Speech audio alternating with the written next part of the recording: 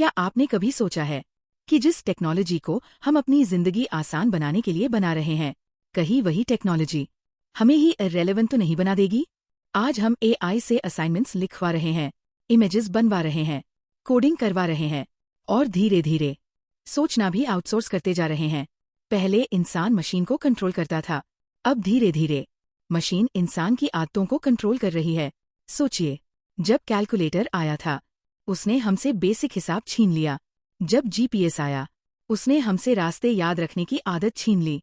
और अब एआई सिर्फ काम नहीं कर रहा, वो हमारी सोचने की क्षमता को चैलेंज कर रहा है। डर एआई का नहीं है, डर इस बात का है कि कहीं कन्वीनियंस के चक्कर में हम अपनी असली इंटेलिजेंस ही न खो दें। इंडस्ट्रियल रेवोल्यूशन ने इंसान की फिजिकल मेहनत कम की थी, लेकिन एआई रेवोल्यूशन इंसान की मेंटल मेहनत को कम कर रहा है। और याद रखिए, जिस दिन इंसान ने खुद सोचना कम कर दिया, उस दिन सबसे बड़ा संकट मशीन का पावरफुल होना नहीं होगा, बल्कि इंसान का ऑर्डिनरी हो जाना होगा। लेकिन तस्वीर का दूसरा पहलू भी समझिए। हर टेक्नोलॉजी दो काम करती है, कुछ पुराने जॉब्स खत्म करती है और कुछ नए अपॉर्चुनिटीज क्रिएट करती है।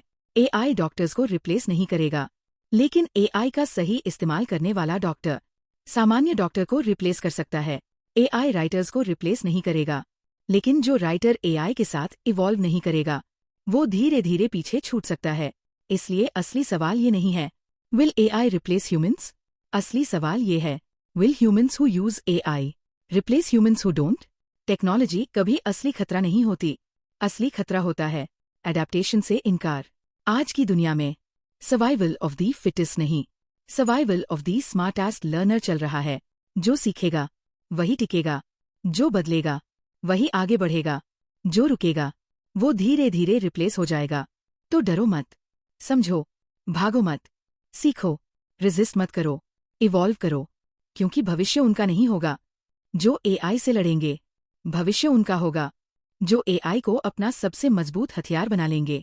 और याद रखिए, मशीन तेज हो सकती है, एक्यूरेट हो सकती है, पावरफुल भी हो सकती है, पर इंसान तब तक खास रहेगा जब तक उसके पास सोचने की आज़ादी, नए विचार रचने की शक्ति और अर्थ देने की क्षमता है। एआई एक टूल है, फैसला आपका है। आप उस टूल के मास्टर बनेंगे या उस पर डिपेंडेंट हो जाएंगे।